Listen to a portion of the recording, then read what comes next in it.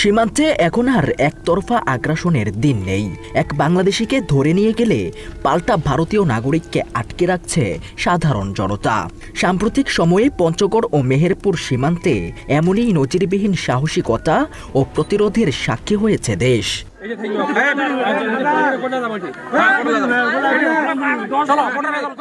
গত বুধবার পঞ্চগড় সদর উপজেলার সাতমেরা সীমান্তে ৭৮ বছর বয়সী বাংলাদেশি বৃদ্ধ মোহাম্মদ তমিজউদ্দিন গরু খুঁজতে কাঁটাতারের কাছাকাছি চলে গেলে তাকে ধরে নিয়ে যায় ভারতীয় বাহিনী বিএসএফ। তবে এবার আর শুধু চিঠির প্রতিবাদে সীমাবদ্ধ থাকেনি বাংলাদেশ।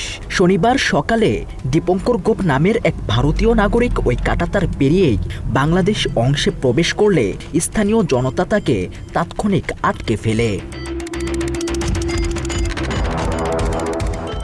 একই রকম সাহসিকতার চিত্র দেখা গেছে মেহেরপুর সদর উপজেলার ইছাখালী সীমান্তে। মঙ্গলবার সকালে ৭০ বছর বয়সী বাংলাদেশি কৃষক আব্দুল মান্নানকে ধরে নিয়ে যায় বিএসএফ। এর প্রতিবাদেও গর্জে ওঠে সীমান্ত এলাকার মানুষ। তাৎক্ষণিক বাংলাদেশ সীমান্তে অবস্থানরত ২ ভারতীয় নাগরিককে আটক করে স্থানীয় বাসিন্দারা। পরিস্থিতির গুরুত্ব বুঝে এবং জনতার এমন সাহসী পদক্ষেপের পর টনক নড়ে ওপারে। মাত্র কয়েক ঘন্টার ব্যবধানে পতাকা বৈঠক করতে বাধ্য হয় বিএসএফ। বিজেপি কর্মকর্তাদের পেশাদার ও শক্ত অবস্থানের কারণে উভয় সীমান্তেই বৈঠক শেষে আটককৃতদের নিজ নিজ দেশের বাহিনীর হাতে তুলে দেয়া হয়।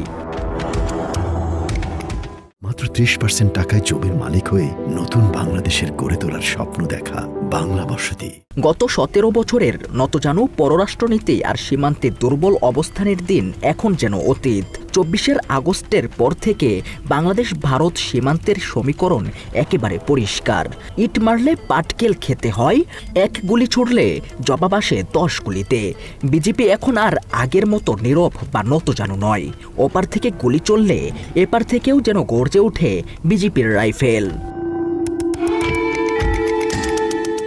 ভারত সরকার বা বিএসএফ সীমান্তে পুশিনের মতো অপচেষ্টা চালিয়ে যে উত্তেজনা সৃষ্টি করতে চাইছে তা রুখে দিতে কাঁটাতারের এপারে আজ তৈরি হয়েছে এক অভূতপূর্ব ঐক্য। বিজেপির সাথে কাঁধে কাঁধ মিলিয়ে রাত জেগে সীমান্ত পাহারা দিচ্ছে সাধারণ জনতা। সাধারণ মানুষ আর সীমান্ত রক্ষী বাহিনীর এই সম্মিলিত প্রতিরোধ আজ বিশ্বকে জানান দিচ্ছে দেশের সার্বভৌমত্ব রক্ষায় এখন আর এক বিন্দু ছাড় দেবে না এই নতুন বাংলাদেশ।